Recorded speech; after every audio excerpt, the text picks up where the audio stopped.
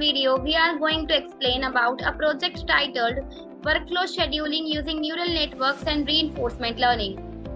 So now coming to the introduction part, the synergy of neural networks and reinforcement learning holds great potential for revolutionizing workflow scheduling.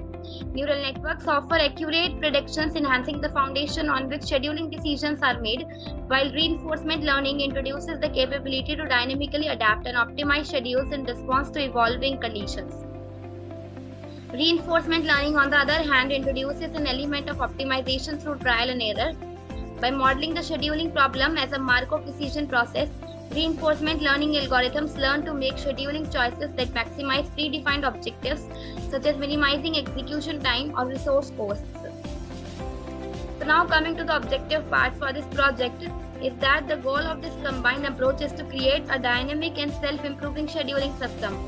By leveraging neural networks, predictive capabilities, and reinforcement learnings, optimization techniques, workflow scheduling can become more agile, responsive, and capable of adapting to changing conditions.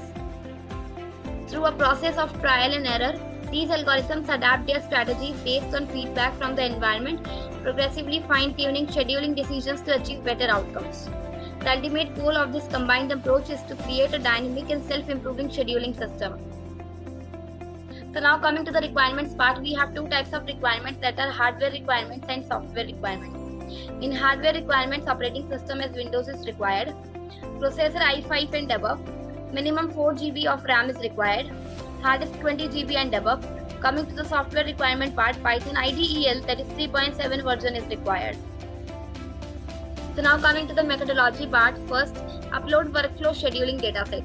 To begin the process, a dataset containing information about workflows, tasks, their dependencies, and resource requirements is collected and uploaded. This dataset serves as the foundation for training and evaluating the scheduling model. Second, pre-process dataset. Once the dataset is uploaded, pre-processing steps are undertaken to transform raw data into a format suitable for training.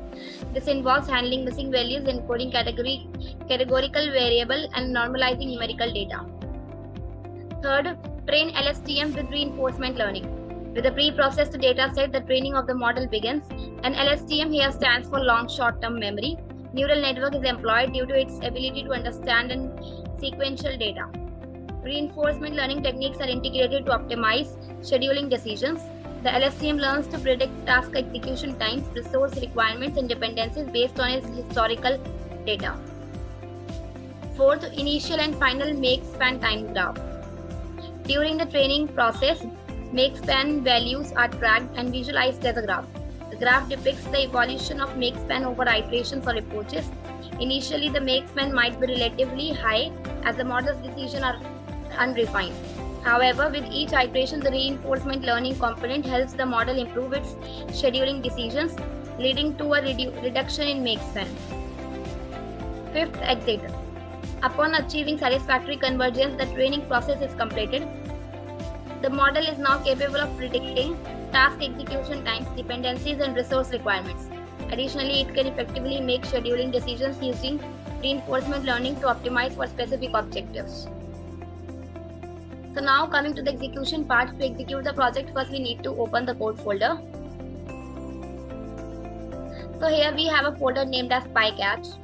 In this, we are containing two Python files which are containing the Python scripts in it. Another folder named as dataset. In this, we are containing a dataset over here which is in the format of .csv file. And the folder named as model. In this, we are containing .h5 files which contain the deep learning algorithms information. These .h5 files can be loaded into the project code during runtime to utilize the trained model for various tasks, such as making predictions on new data, performing specific operations.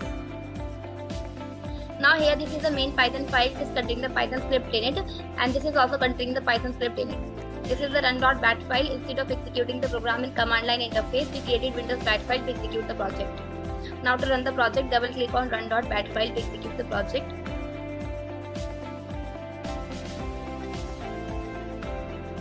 So here, this is the graphical user interface. With this, we are interacting with the program.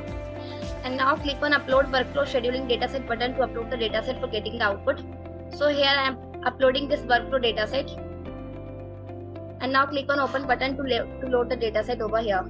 So here on this screen, dataset loaded, and now click on pre-process dataset button to normalize dataset, and then split dataset into train and test, where application use 80% data for training and 20% for testing. So here on this screen, we can see dataset contains 500 records, and then application using 88%, that is 392 records for training, and 20%, that is 98 records for testing.